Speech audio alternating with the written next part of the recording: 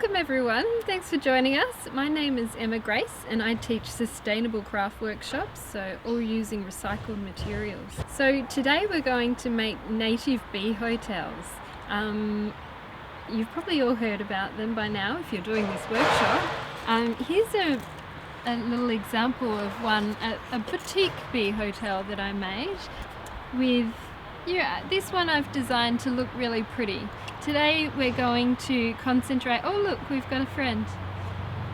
Today we're going to concentrate on making a quick and practical one that you can make at home, and then you can get creative and build on it any way you like to.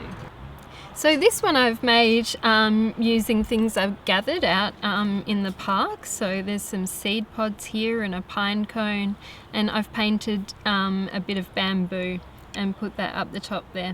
You can even see a straw in there. So this is purely for decoration, but I have put a roof on it to protect it from the rain. Today we're going to make some simpler practical ones, but it's up to you however you want to build on top of that, and your design is completely up to you. Okay, so we've got a really handy little friend who's just visited us here, and this is our traditional honeybee. This one lives in a hive and lives with lots of other bees. Our native bees are solo dwellers. So some of the bees you might find in your backyard in Victoria are the reed bee, the resin bee, the blue-banded bee, and the leaf cutter. So these are all really beautiful, interesting, different sorts of bees, and they all like a little bit different sort of habitat. So our blue-banded bee actually likes to make its nest in earth. So whether it's mud bricks or in the actual sort of clayey soil. So today I've got some clay for us to work with.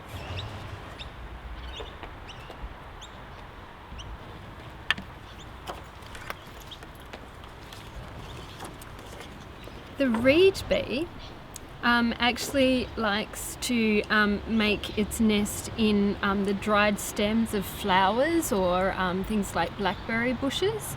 So we've actually got some straw for that, for the reed bee to be attracted to today. The resin bee likes to nest in holes and gaps, maybe in your brickwork or just little nooks and crannies around the house and garden. So they actually will use the bamboo for their nests. And I've also drilled some dowel here as a second option.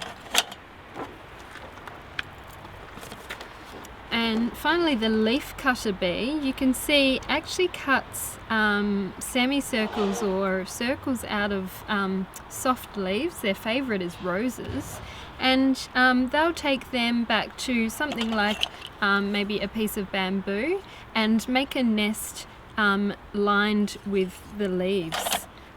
So the bamboo in this one is for them as well. So today we're going to make a very inclusive bee hotel where we put all of the different materials together just to see which bee that might be in your backyard or might be attracted to your area. You might not necessarily know already, so once you've made it, keep an eye on it and see who moves in. So we're going to start with the clay, and if you remember, this is for the blue-banded bee. And we're going to press that in to the can, and then I'm going to put a little bit of thing on top. Here it is. And I'm going to just put a little divider on top of that and press a bit more clay in.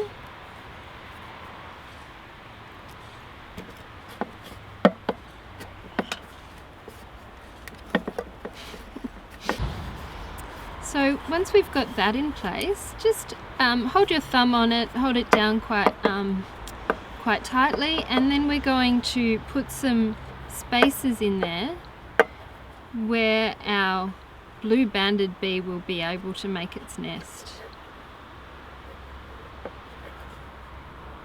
You want to make them about 1 centimetre round.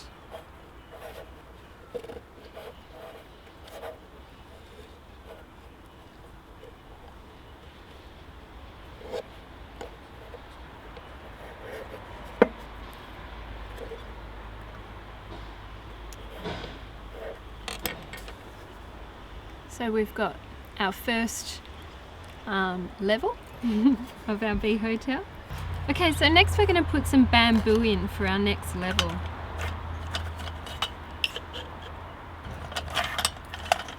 So place a few different sorts of thicknesses of the bamboo in.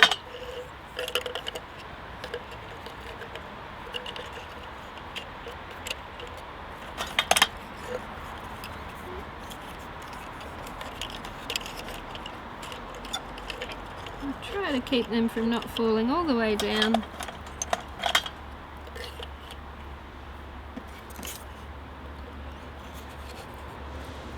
And then we're going to put our next divider in and fill the rest with straw.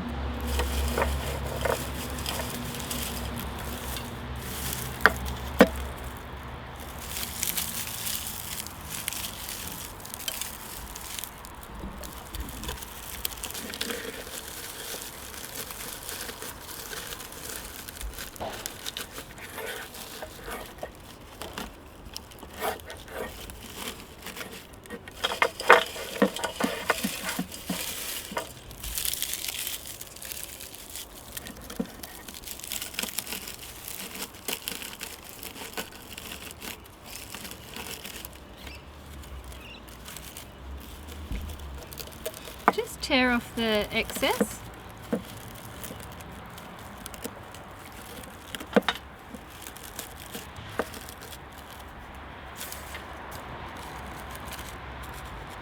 And then if there's extra little spaces, you might want to pack that with some more bamboo.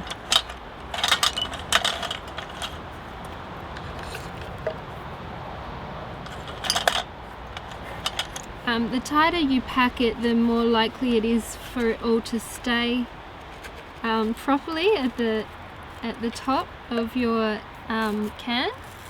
And then we're almost done.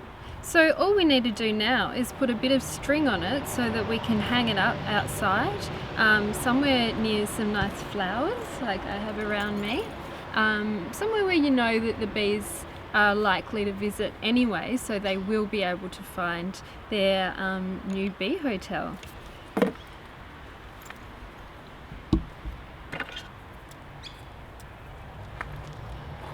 If you're going to be hanging it outside where it is exposed to rain, then just make sure, well, first of all, you probably want to use either wire or a nylon thread rather than a wool or cotton thread.